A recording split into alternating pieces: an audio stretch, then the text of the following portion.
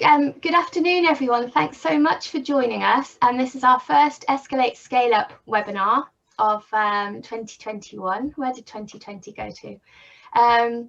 We've got joining us today Jane Thomas from Iris Marketing.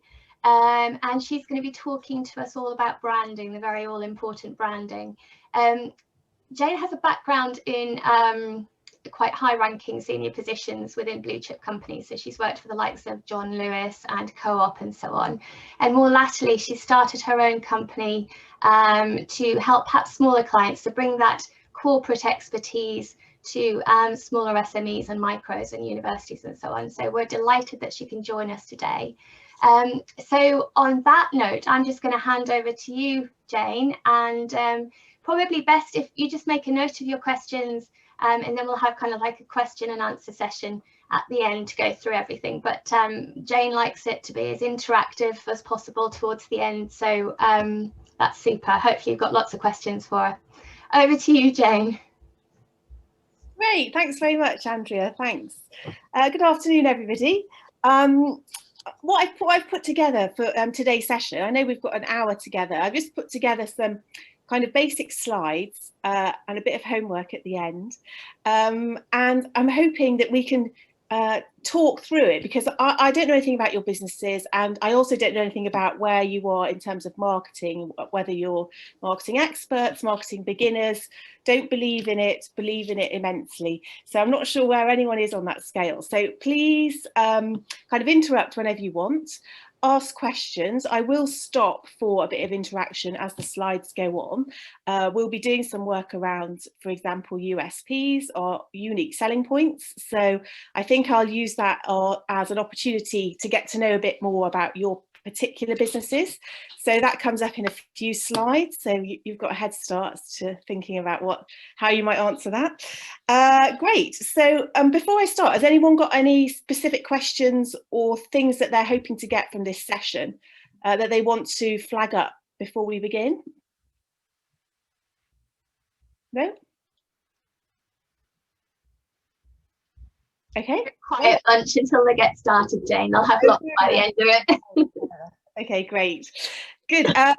Brilliant. So I put my contact details there. Feel free to link in or drop me an email if you so wish. Great. So Andrea's pretty much done some introductions. I'll learn about you a bit more in a few slides time. And just a quick summary of what I'm going to run through. I'm going to go at some pace, but I hope, tell me to slow down or interrupt, like I say. So just a brief summary of what is marketing, touching on market positioning, having a think about what our customer profiles are, having a look or a review of the famous 4 Ps. We won't be mentioning the 7 Ps. That'll be the next chapter. And also just touching on how to go about developing your own marketing strategy. So like I say, it's an open session. Hopefully we'll have some discussions and be interactive. And also, most importantly, it's confidential. So what we can talk about our businesses openly here, and hopefully everybody will understand that it won't go any further than this session. So we can be as open as we like. Great. So first of all, what do we understand by marketing? I don't know what you think of it as, but I quite like this definition, which is putting the right product in the right place at the right price and at the right time. And what I've tried to do here is just summarize the key marketing process flow. So in the middle, we have got effectively groups of people. So the majority of the world currently, for most people with a new business, will be strangers. Then we are hoping to identify who they are, so at the top line, and we will be doing that by raising awareness of our brand and our marketing. That will convert them hopefully to leads, potential people that want to buy our business goods and services. Once we have our leads, we'll be hoping to connect with them through suitable channels and suitable messages and a strong and consistent brand. Then we'll have some qualified leads, people who are actively on the cusp of purchase. They will be considering our product, our price, our placement, our promotion. Then they will be looking to explore what suits them and their needs, which will give us opportunities for them to encourage them and advise them to make a decision.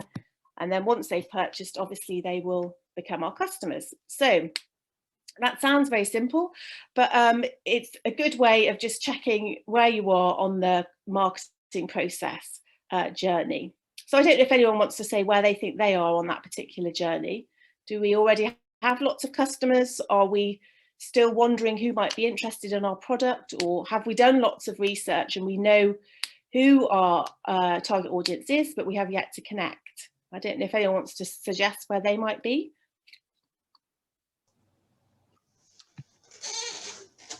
Steve, hi. Hi.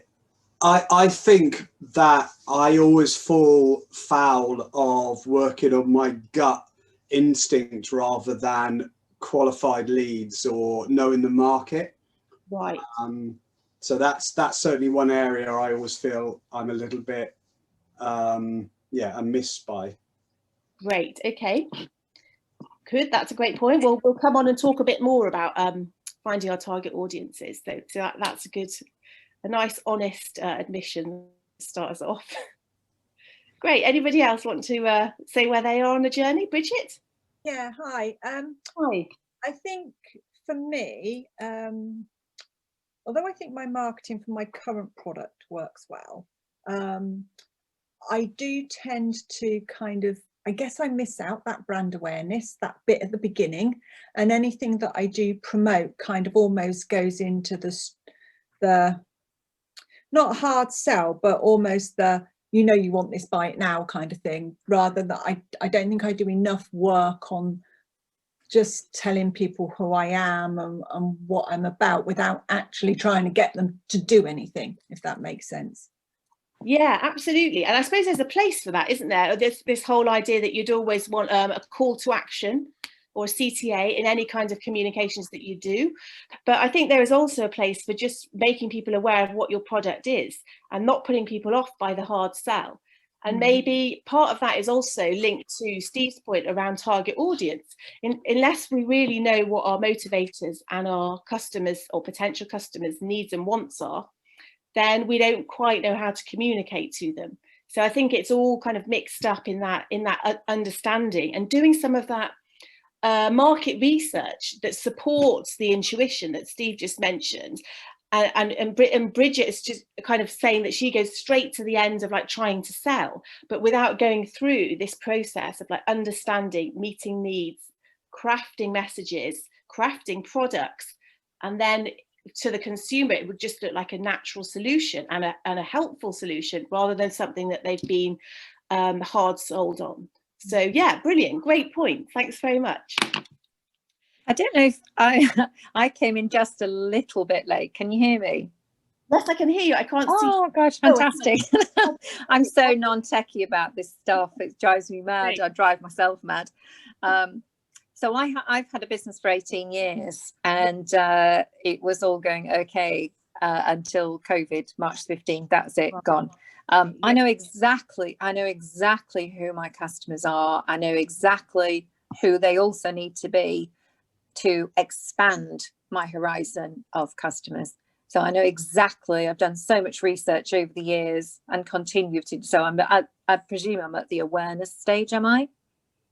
Yeah, absolutely. Yeah, if you understand everything, you've probably even got some potential leads. So now it's this matter of connecting, which will be via a strong, consistent brand and via the right channels with the right messages. So yeah, so it sounds very much like you're kind of through awareness. Now you want these people to connect with you and start to explore your products in a real way. So yeah, absolutely, great.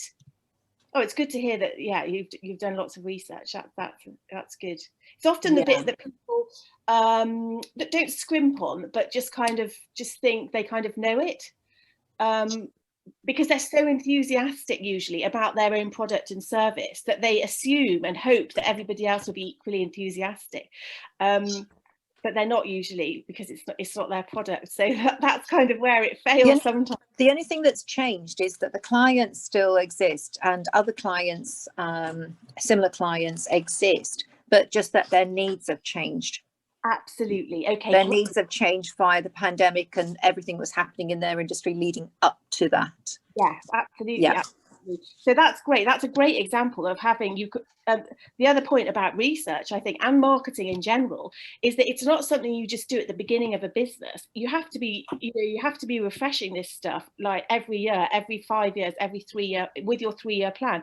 In the same way that you refresh your financials or your sales targets or whatever, marketing also is not static. And obviously, with a big change for everybody like this, pandemic, then obviously everyone's kind of starting from scratch in terms of market research in a sense. But there is something about remembering that marketing is an ongoing agile thing. It's not just done and then we use the same research for 10 years. Everything's moving, channels are moving. Nobody would have been tweeting about their products 10 years ago because it didn't exist. Now it could be one of your key channels. So it is very much an evolutionary science or art, depending on how you see it. But great points. Thank you very much. So I think in my case, just worth saying, we've been around about 5 years, and I think we've done quite a lot of work on understanding our potential customers. We sell sort of services, sort of proprietary IP services. And I think the area that we find most difficult is creating a kind of urgency. So everybody likes the idea, they like what we do, but it's how do you create that sense of you need to do it now rather than when we finally get around to it. Yeah, oh, absolutely. Yeah, and it's a similar challenge to, people selling pensions or health insurance, buildings insurance. It's that idea of persuading people that their longer term, as yet unknown needs of, rebuilding their house or whatever it might be, or paying for their food when they're older, actually deserve some of their more immediate resources. So I think there's a really fine balance there between scaring people into it and just reminding people that it's part of their journey. And there are, different techniques that you might use to do that, especially based on your other customers' successes or relief at having such things in place. So there's different ways you might have a look at that, but that's a really good point. There's not always meeting an immediate need with your product and service. Great. And again, I suppose that links into doing your market research, because until you understand those needs, then you've not got a hope of meeting them or making them look desirable. Great, thanks all. So just a few notes, but I think we've covered most of it. So the idea of researching your intended market, but also your customers and also your competition. Obviously, anyone working in a market that looks successful is flooded with other people that can see it also. Again, this point about developing products and services to meet the needs, communicating clearly, confidently, with consistency, and this idea of repeating your research and refining your products and services regularly, not just sticking with it and not evolving with especially some of the external changes that we're all seeing. Great. So what is your USP? You've probably heard this before, so it stands for unique selling proposition. And it's something that just defines your business, and it's strategic. So it's different to a strapline. A strapline is more, or a tagline is more about summarizing and selling. So some people's USP can be also their strapline, but most people's it's more of a strategic thing that they kind of know themselves. And it's just that thing of like, well, what is it that's actually unique about your product? Sometimes it could just be my brand, but sometimes it could be a tweak in the actual product or service. And it should cover off all of these 4 Ds here. So it should be distinctive, it should be deliverable. So, it's got to be realistic, desirable to your target audience, and also durable. So something that is going to be it's going to have some life to it. So I've got a few USPs here for people that I've worked with before. I wonder if people can guess who they are. And then I'm going to ask people to say what they think their USP is as well. So never knowingly undersold. Any guesses? John Lewis. It's the real thing. Oh my God, which one's that one? Is that Coke? Yay! Yeah. Oh, yeah. I'd be impressed with the delay there, but I know. After all their millions and billions. But yeah, absolutely, that's great. Book unique places to stay and things to do.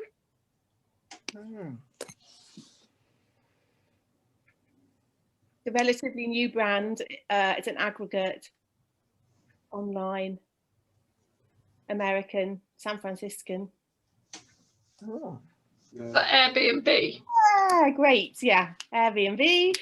And it's what we do.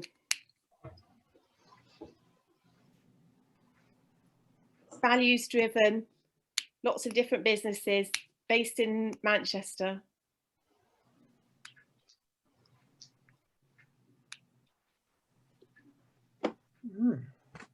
That's the co-op. Yeah. Great. So hopefully you've got an idea about, I think the importance of USP for me is it's just something that it's got to be really short. It's the kind of thing, it's a bit similar to when people talk about having an elevator pitch. You know, you're stuck in a lift with somebody, you've got 4 seconds to the next floor. How do you explain the amazing potential and joy of your product or service? You know, it's that kind of thing, but it's such something that sounds easy, but actually once you get it right, it should be consistent, and it should be almost like your North Star in the business. So it's really a key thing to crack, and definitely to think about. Does anybody feel that they've got a USP for their product that they'd like to share? I've got one. Yeah, I've got one. Leading provider of sales and service training for the luxury industry, with proven, practical, flexible training options. And usually I put triple award winning in there. But what my customers have had in the past is classroom training, and now it's going digital, and it's going to be on demand, which is what they want now. And most training companies at the moment are not able to do that in the way that these clients need it.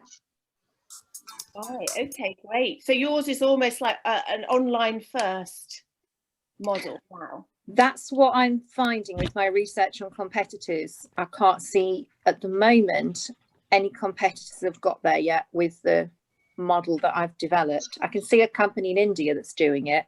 I can see a company in Australia that's doing it, but I can't see yet a company in England that's doing it as fast. I can't see anything, signs that it's out there yet.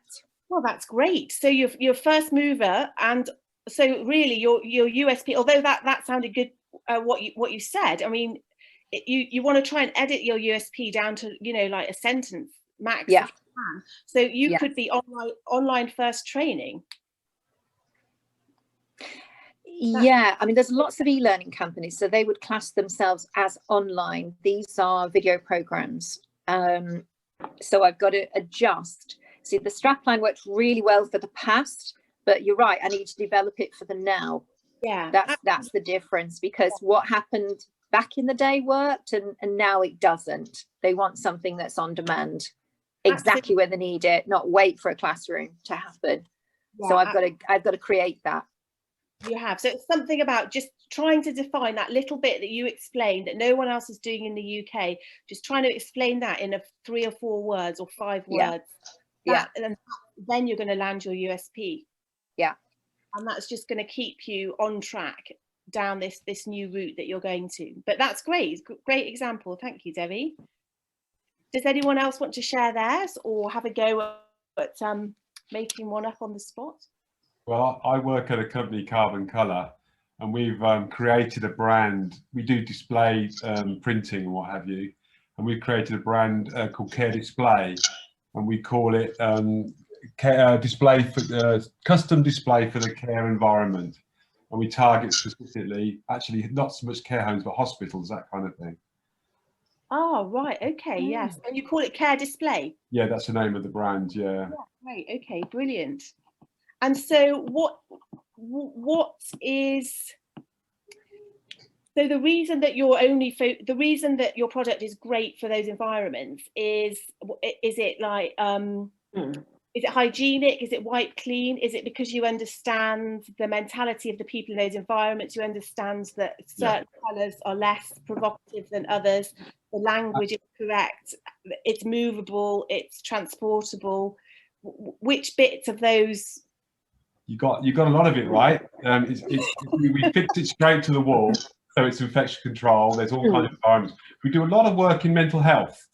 Okay. Because the people there, the service users, they try and pull them off, and you can't pull ours off. So that's quite a good environment. And actually, I wanted, yes, I'm the guy that goes in at the beginning. So there's a lot of discussion about the imagery and what have you. And you're right, you do have, there's a lot of talk about imagery in the care thing, and it's mostly cultural rather than psychological, apparently, in terms of colours and what have you. It's a whole seminar, but yeah, that's the kind of thing we do. And we do the whole thing. We go and see the client, we produce, we specify the imagery, we make it, and then we go and install it. And that's become a brand, a sort of sub-brand of the company. In fact, it's about a third or a half of what we do now, because we managed to kind of create this niche. Yeah, no, that's brilliant, isn't it? So I suppose there's something then in that USP that's going to be about, I mean, I really like the name, Care Display is great, but I suppose what you don't want, it needs something underneath it, like another level, because what you don't want that to, someone else might think that that's like personal care, like, you know, like a beauty care or something like that. So it's whether you can get all that great stuff about understanding the environment, being hygienic, being non-dismountable, all that stuff somehow into that positioning would be really great. Yeah, absolutely. So we've got the Inevitable website, and we've got, like you say, custom display for the care environment is the word we trip off whenever we can. Great. Thanks very much. Thanks, Nigel.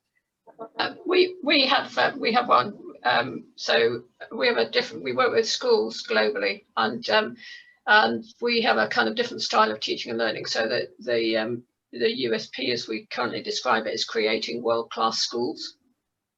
Great. Okay. Great. So I suppose the thing about that maybe to think about is, you know, how are you creating? Are you providing the teachers? Are you providing the buildings? Are you providing the books? Are you providing the networks? So you could get a bit confused. So there might be some precision there in which bit you're creating. How are you? Okay.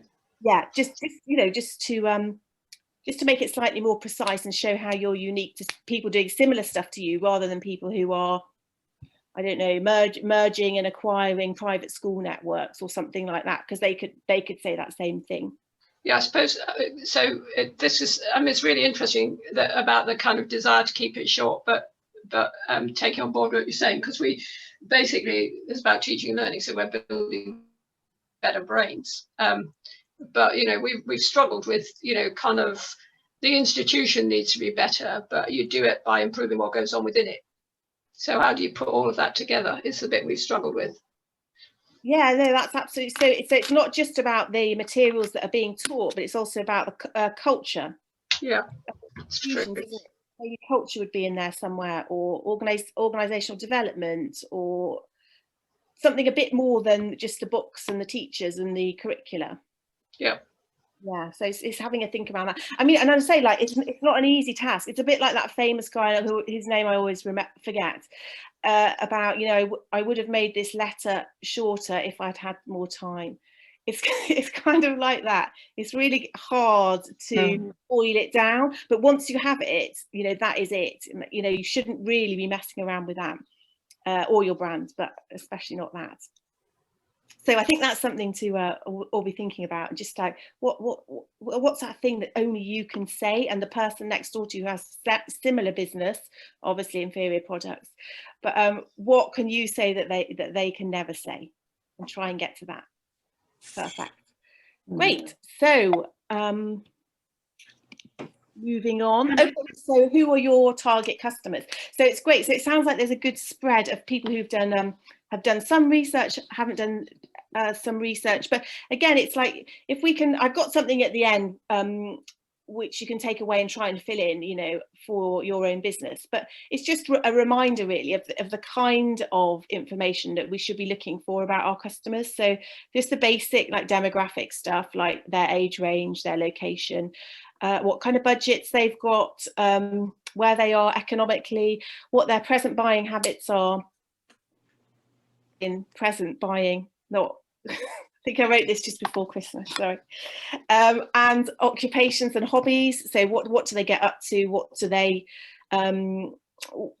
value? I mean, there might even be something that aligns, you know, when you're looking at a sponsorship strategy or idea, for example, that would be important. And what's the size and value of your market compared to other things that they're looking at? And then if it's a business to business, you know, type and size of businesses, are they already buying your product? What will your business do to them? What pain is it solving? And what goal is it achieving? So again, it's coming back to that, well, you exist really to meet someone's need or meet someone's desire. So just be really clear about what it is, and have that at the basis of all your types of communications.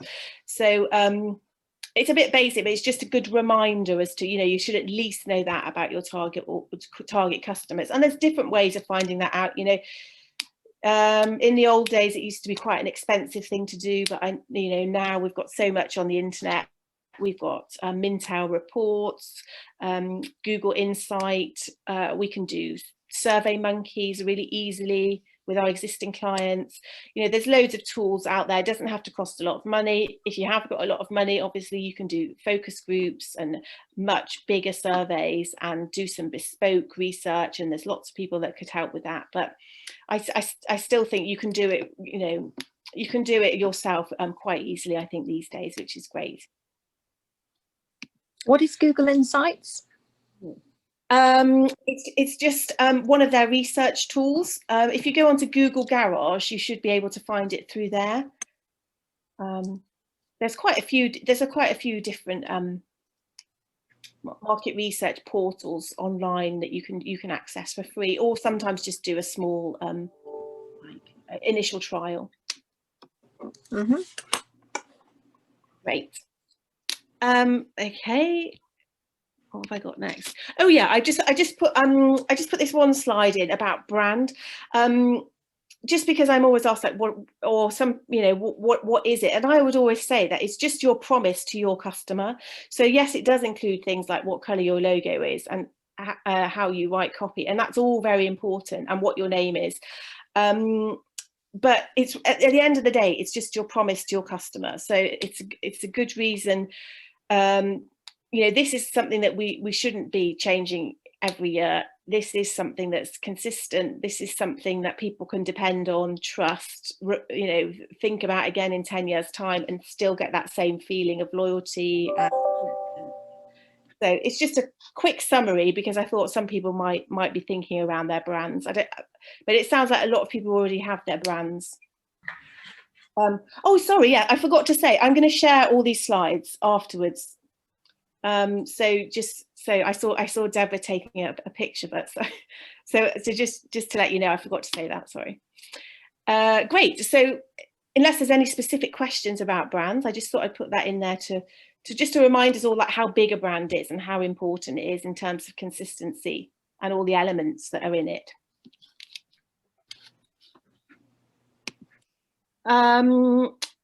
This is, I'm sure everybody's heard of the 4 Ps before, the marketing 4 Ps.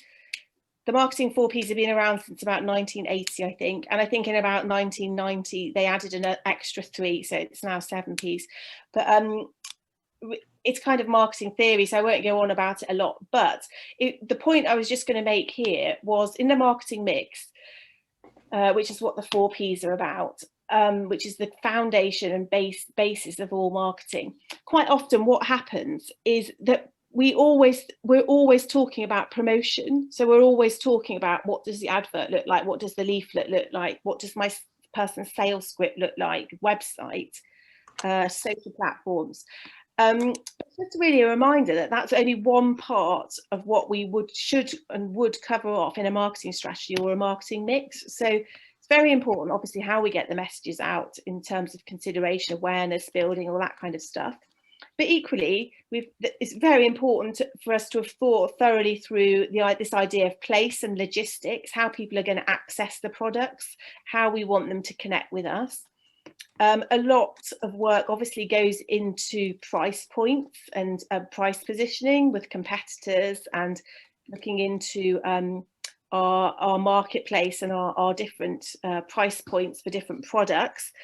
And obviously also there's no point marketing something that is not a good product in the first place. So it's a pretty basic slide, but it's just a reminder that all of this is going to add together to be the success of your marketing of your product or services. So we can't forget about these other issues around product, and that includes things like packaging, obviously quality of product, but also how we describe it, name it, that kind of stuff. Obviously the price point needs to be correct. You know, if you're way off in terms of, or too cheap, people are going to be suspicious and think it's an inferior product. Too expensive, they might not be interested unless you can persuade them why, which comes back to your USP. Place, obviously it needs to be accessible, which is that great point that Debbie was mentioning there around actually the delivery of the service might have changed post-pandemic. So it's like, well, actually, does that now become your USP? Do you have the environment and the infrastructure to make that a success in the new world? Like, can you deliver online in the smoothest and best possible way? And the way that... Can I just interrupt for 1 second? Kaylee's just popped a comment in the chat. It might be that she hasn't got a microphone. She's saying that she finds pricing so difficult. Do you have any tips around that? Yeah, well, pricing, yeah, absolutely. Well, there's some pricing models that you can use. So I can maybe add one of those to the notes before I send out the slides, which might help. But I think a lot of it will come right back to this idea of doing lots of secondary research. So by that I mean like desk research. So this idea of just plotting out, you know, when you do, I'll also put in a model that just shows you how to plot your market. So where you're plotting the most expensive price points, the lowest price points, the traditional, the more modern companies, and you plot them on like a matrix, like a Boston matrix, and then you can kind of see where you lie within that competitor landscape based on price. And obviously you can do that by overall portfolio, or you just pick one of your core products. So just pick a core product, you know, just go into the market as if you were a consumer and had no previous knowledge about prices or products even, and just plot that matrix based on that product, and then you'll see where you sit and why you should sit there or why you shouldn't sit there. So I'll add in a pricing model, and I'll add in a kind of market research matrix that you can use just to plot your competitors. That would be brilliant, Jane. Thanks so much. Yeah, great. Okay, perfect. So is everybody okay with the marketing mix? People think that marketing is just about promotion. They think the other stuff is, I don't know, in finance or new product development or logistics, which the application of all this stuff is, I suppose, but it needs to all be thought about together as part of marketing at the very beginning in a more strategic sense. It often gets split up, or the parts don't talk to each other. So great. Okay, so I've added this one in. It's another plotting exercise. So your customer's journey. So it's this idea of plotting what your, how going back to that first slide that we were talking about, where we were talking about the importance of awareness, consideration, purchase, retention, advocacy, which are the main stages on anyone's successful customer journey. And it really also breaks up here. What we've got is, we've got the journey that your customer goes on, and then at the bottom here we've also got the sales journey. So what I've tried to do is I've tried to plot the different I suppose the different channels that you use or you may use to get through different parts of this customer's journey. So at the beginning, like, you know, they're strange to you and your product. So how are we going to raise awareness? So we use things within the sales journey. We use techniques that are a bit kind of a bit wider and a bit less personalized, so we can raise brand awareness through things like PR, local papers, magazines, that kind of stuff. On the radio, TV, we might do some advertising there. We might do online ads on say forums or pages where we know our customers are going. We might do banner ads, side ads, all those different kind of things, but to pages where we know people are generally interested in our topic or could be. Then we might get a bit more personalized, because we want people to they've got a vague awareness of who we are, but we want them to actually consider us over other people. So we might start to get a bit more precise. So we're going into social ads. We might look at Facebook. We might look at what other platforms your people might be hanging about on. But that's all about thinking about where they are, and also using tools like geo pinpointing. So you can buy, you know, you will have seen it yourself through your own interactions with the big brotherness of social media. But you know, when you're buying ads, and it doesn't have to be expensive, whether it's on LinkedIn, Facebook, you know, you can really start to pinpoint it. So if you're only selling within the Oxfordshire area, you just do a geographic filter over the top of your advertising, and that's who you're targeting. And that's quite cheap because it's not to the whole world. And two, is going to get you much better results because you're just getting closer and closer to these individuals that you want to interact with. Email is obviously an excellent way of doing it. You need to be careful there, I suppose, about things like GDPR. So using data correctly, that you're ticking all the boxes. There's loads of stuff that you can read about if you haven't already been inundated with that a few years ago. You might want to look at your reviews. So have a look at your how are you reviewing on Google? How are you looking on Google Business? So how many stars have you got? What are people saying about you? Are you on TripAdvisor if you're in hospitality, things like that. So have a look at the reviews, see if you can do anything about that, respond to them nicely, not defensively. And also maybe use that as a way of getting customer research. I mean, it's like primary research, it's free and it's only about you. So it's a great place to have a look at. And it's almost like if you do this exercise, you just come in as a customer of yours or somebody who doesn't even know you and try and see it with those eyes and go through this journey. So do you have a blog? How's that looking at how out of date is it, etc., etc. What kind of media is out there about you? You might consider other things like your direct mail. Have a look at your website. Is it up to date? Is it post-pandemic? Most people's messages will have changed now in terms of something. You know, it's got most is now out of date. It's just like, can you be hygienic and clean up your content, clean up your data in this period? People may have contact centres, but I'm not sure about that. That's quite for bigger business. You might have a shop presence, a web shop presence. You might start to build your own community. So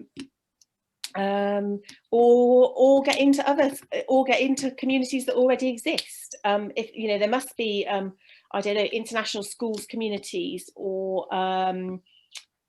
you know, architects that build mental health hospitals that Nigel could get in touch. You know, like there are these gangs that are already out there, and it's almost like, well, you just need to find them. Where are all your customers already organically, naturally gathering, and just go and gate crash them and say, hi, I'm here, you know, but in a, you know, we're not talking like in a mad forcing it down, that, but just like you're part of that community, you all know stuff. So like Nigel's a good example where he could go into that group and start talking about, oh, I've got this new stuff that doesn't need to be cleaned more than once a week.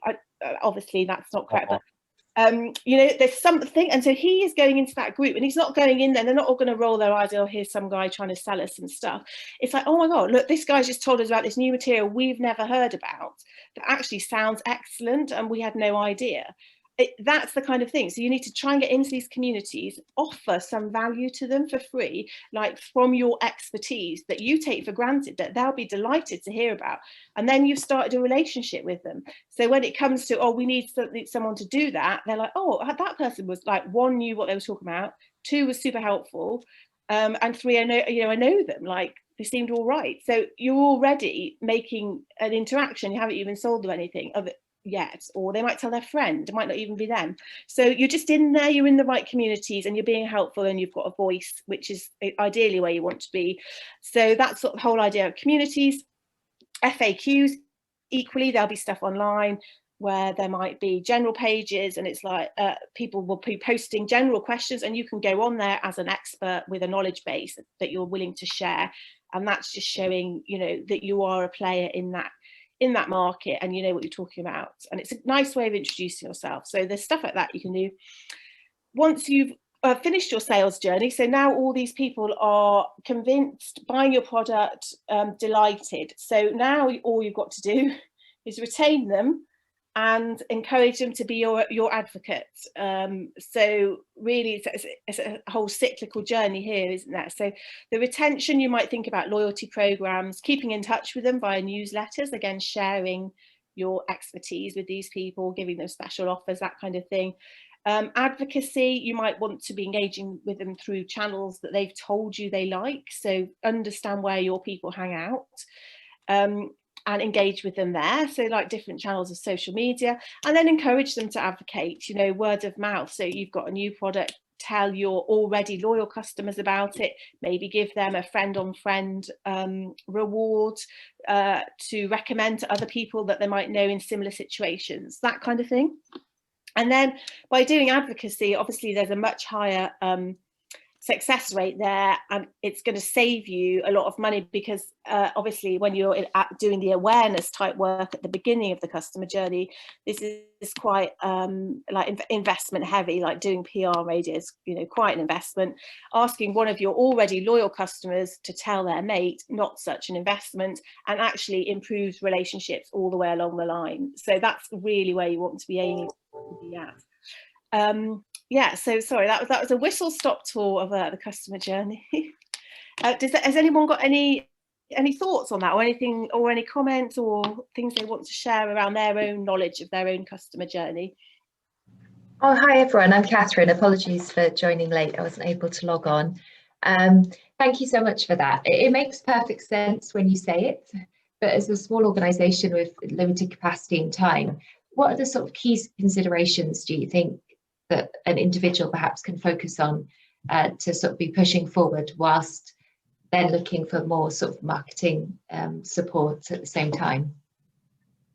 Well, for me, I think for small organisations, I think there's something really key in, I mean, if you start to target and get entwined in your target market's communities, I think I would be focused, if you've not got the money for all this traditional stuff in the awareness bit, I would just be going online and targeting those communities, getting in there, maybe even getting in there and just listening to begin with.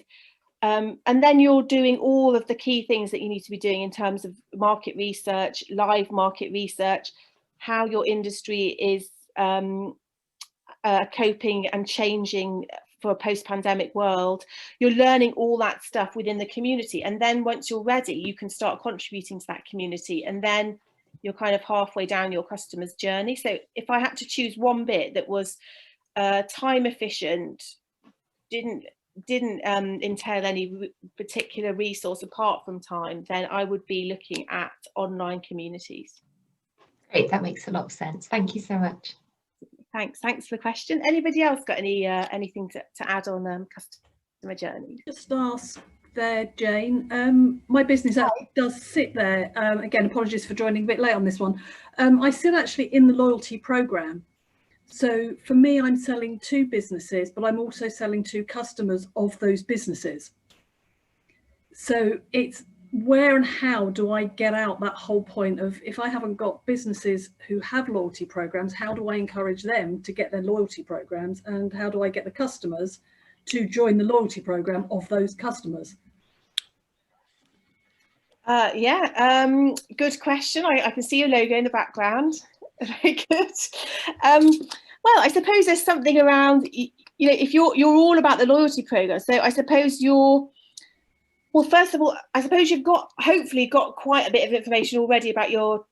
And first of all, as you set the question there, they're very much two very different target audiences. So I suppose you almost have to see it as a split market. I'd be thinking about it in very different terms. I'd have a marketing plan for your B2B, and then I'd have a marketing plan for your direct consumer. So very different kettles of fish, I think. I mean, without knowing more about the business, I imagine that the direct consumer stuff, a lot of that insight and data could come from your B2B customers if you drilled them enough. So, but I mean, that's a bit further down the line. But I think for your B2Bs, I think usually companies that are looking for loyalty programs are of a certain size. They are usually of a certain turnover. And so I think there are tools that you could use. For example, I would imagine, having not given it any thought, but for example, LinkedIn would be a very obvious place where you can do some really, really targeted work on not only geolocation, but also businesses turnover. And then I would be doing campaigns potentially on LinkedIn as a starter, right, to target those, just to begin with, maybe with banner ads, but then also you can do campaigns with them directly where they give you access to the database of certain businesses, and then so you could do some very targeted communications. And again, I think it would be the idea of not just saying, you know, we sell loyalty programs, but this idea of putting together, you know, using something like this chart to say, well, we can, you know, have you ever thought about that second half of your customer journey and what are you doing about it, kind of thing. So the other way to think about it is to start to have a look and say, who are sending out newsletters and putting enough effort into doing blogs? Because if they're doing the other types of retention exercises, but yet they've yet to have a loyalty program, then you can see where they are on a phase, and you know, then it's a easier positioning for you that actually you're doing 2 out of the 3 things. Why not do the final thing with me? Okay, because our target audience is independent businesses, so it's not like the big companies. We're aiming for the small independent retailers, both physical and online. Yeah. So we offer loyalty program for people who sell online, small businesses, and in the high streets. We can try and obviously work around that and sort of see if we can get that back. People working from home, independent businesses, and we also support charities and food banks. So that's where the whole thing becomes circular. So for me, it's quite interesting to see how the businesses then go into this loyalty side of it. Yeah, absolutely. I think, I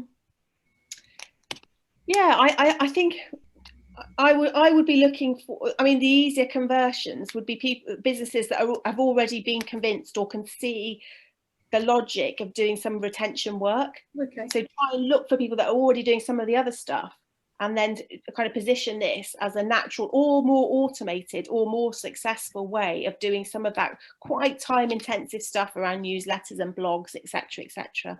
Right. And maybe look at it from that angle, but always try and contextualize it for them so they can see that it's not, because I think for a lot of especially small businesses, they'll be thinking, you know, Nectar Points, My John Lewis, Club Card, obviously that's not for me and it's too massive. But if you try and think about it another way and say, well, actually it's like a you know, CRM, or it's like a database of all your best clients, then it's kind of repositioning it there, because I think there's something about loyalty rewards that quite often for people sounds big and expensive. Okay, thank you. Yeah, is that okay? Great. Thank you. Perfect. Thank you. Thanks for the question. Oh, there we go. So what I've put together here is just all my contact details. So please keep in touch. I put some time for Q&A so we can be specific. We've got about 7 minutes left. But before we go into that, I'll just quickly show you what else I've put in this pack. So you've got a bit of context of what else is there and why. I've put in here that it's like a business mat, or whatever you want to call it, and it's just be a really good thing to just start to kind of hone down some of your key ideas about your business all in one place. And I know it sounds basic, but but quite often, especially if you're, you know, running your own business and everything's quite hectic, just to have that time, it could only be half an hour where you just step back from it and just look at it from the outside and try and go back to basics, especially like in this in a post-pandemic world. These are going to look quite different for a lot of people, so it's just having that time to step back and refocus and be able to fill in all of this stuff. You could even do it pre and post. But against things like who your key partners are, your key activities for the year ahead, your value proposition, key relationships, segments, revenue streams, cost structures. So it's basic stuff, but it's all on one piece of A4. So it's got to be precise, it's got to be well thought through, and it's got to be a great summary, and just something to have like pinned next to your desk, or you know, give out to your people that you work with if that's the case. So I put one of those in there, and then I've also put, we've not got time to go through this, but there's a website there that does it quite well. It's a value proposition canvas, and this is this whole idea we've been talking about, which is in terms of what we've got here on the left. A value map is what our customers want. So they want to be relieved of pain, they want to gain something positive, and they want products and services that enable them to do that. And on the right hand side, we've got the customer profile. So all we've talked around customer research, and what we're looking for is this magic fit in the middle. So where does what you're offering fit what they need, essentially? So again, it's just back to basics, but looking at it from the outside and just applying it and kind of writing it down. I also just added this in because obviously a lot more people are going to be more interested in digital marketing going forward. It's just a reminder of the 3 types of digital marketing that you can largely do. You usually have earned stuff, so things like reviews, mentions by other people, so stuff that your brand has earned by being great and being out there and being connected. Paid stuff, obviously we've talked a bit about this today. We were talking to Alison there about LinkedIn advertising as a potential, so display ads, remarketing, targeting, socials, natives, all that kind of stuff. Paying influencers if you must, and also owned. So, you know, what channels do you actually already own in the digital space? Are they up to date? Are they working as hard for you as they could? So your website, your blog, even your profiles on things like LinkedIn, your business ones, your personal ones, your Google business account, are your social pages all up to date and working as hard as they can for you? So that's just a reminder of all the digital channels and how important they are. And this I just rather randomly put in, excuse the American spellings, but if people are interested in things to do with, if people are maybe at that early stage of thinking about their brands, and they're thinking about colours and things like that, it was just quite an interesting area of thought. So I just thought I would just add that in just for people's reference. So they will be on the end. I will also add to that a pricing model and a market matrix to enable you to have a look at competitors. I'll add one of those models in on the back of here. And yeah, so that's it. So we've just got a few minutes left. So if anybody's got any final questions or comments, that would be great. Jane, with regard to the pricing model stuff, because that's my biggest problem at the moment, you said that you'll include some information about that. Yes, I will. Yeah. So at the moment I can't see what competition I can compare it to, so that's my biggest problem. I could when it was classroom training, but I can't see any now, so I have to use different ways to get the pricing, I think. So yeah, anything you've got on that would really help. Absolutely. And I think generally speaking, I suppose part of it would go back to, you know, that stuff we were talking about, customer journeys. Maybe it is worth an exercise of you just thinking about who your ideal customer is. So getting into that persona, understanding who you are as that segment, and then just, you know, going onto Google as if you were that person, and where would you look? What questions would you be asking of Google, and getting to the pricing as if you were a customer rather than a competitor doing this exercise. I have to say, I think pricing is the hardest thing. It's the hard, and we have weekly meetings. It's the one thing that we argue about the most would be pricing. Everyone's got a theory. Yeah. You know, it's funny how I think salesmen wanted everything to be cheap because that makes their job a lot easier. The production want it to be expensive to value what they're producing. If you get it right, then let me know, because I'd love to find out. Yeah. So no, it is. It's very difficult. It's a hard thing, and it's also difficult at different stages of that customer journey. So it might be very, very important when you're trying to get a new customer and persuading them of the value and your price point. But once you've got someone who's loyal and actually values other things about dealing with your company over and above the product, then you're in a different kind of pricing model all over again. And also then you might even get into like loyalty pricing and all that kind of stuff that comes down the line.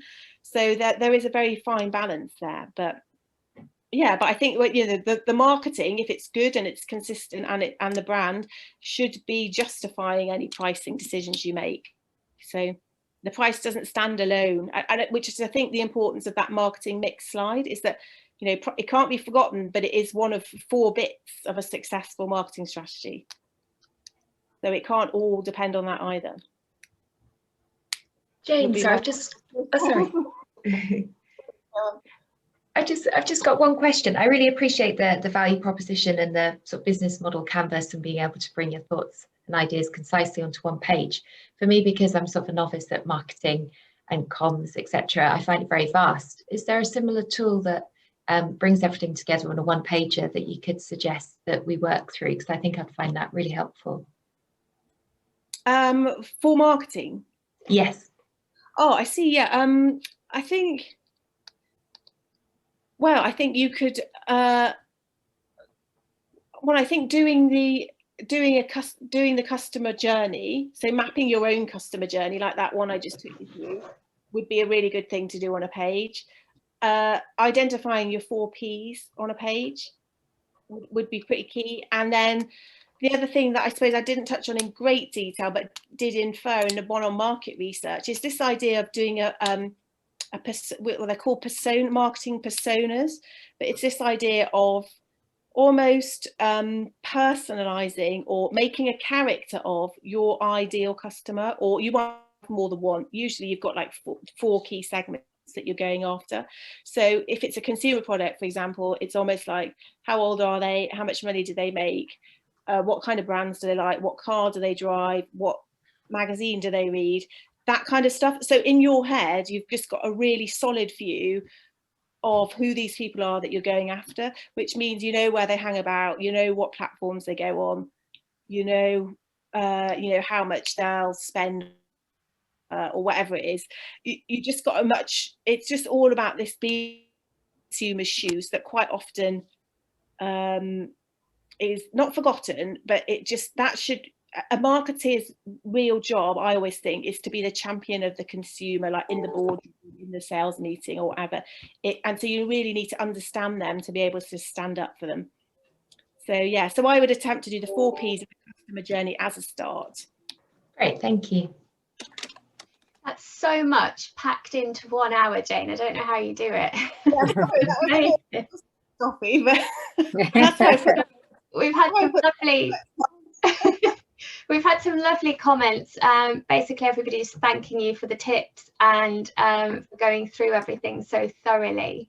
I think the slides would be fantastic. I can get those out to people because I think it's a source for them to refer back to, which would be super. But I mean, yeah, just a wealth of knowledge I've learned today as well. So that's fantastic. Thank you. Does anybody else have any more questions for Jane? Obviously, you've got her contact details there. I'd urge you to make a note of them, and you know, get in touch to discuss any particularly burning issues that you have with her. I think you can see from her presentation today, she's very personable. So I think it would be good to have those follow-up conversations if it's relevant. But Jane, just thanks so much. It's fantastic. Just how you've crammed it all into 1 hour, I do not know. Oh yeah. Can I just ask, so sorry, I've missed a bit because I didn't get the link and I had to go back to the Eventbrite to get the link. So did you say that you're going to send the PowerPoint with Yes, we're sending out the PowerPoint slides.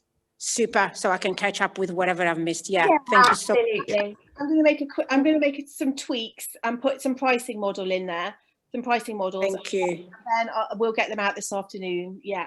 Unfortunately, excuse me, I also missed the beginning. So I was wondering if there is any way to send a link to the recording of the whole webinar. Yes, Paola, we have recorded today, but we only send it out to the people who've attended. So there'll be a link to the recording, but we only send it out to the group. So because you're in the group, you'll get a copy of that link. So there's going to be an email with the link. Yes, so there'll be a link. The video will be hosted on YouTube, and you'll get a link to that to replay it. Thank you very much. No, you're Thank welcome. you so much. Yeah, that's great. And thanks so much, everybody, for your engagement and your great questions and interest and really good examples. And yeah, it sounds like there's some great businesses out there, and I wish you all the best in the coming year, kind of getting to grips with all the changes and everything. But thanks again for being great participants. Thank you so much, Jane. Thanks everybody for joining us. Thank you. Bye-bye. Bye. Bye.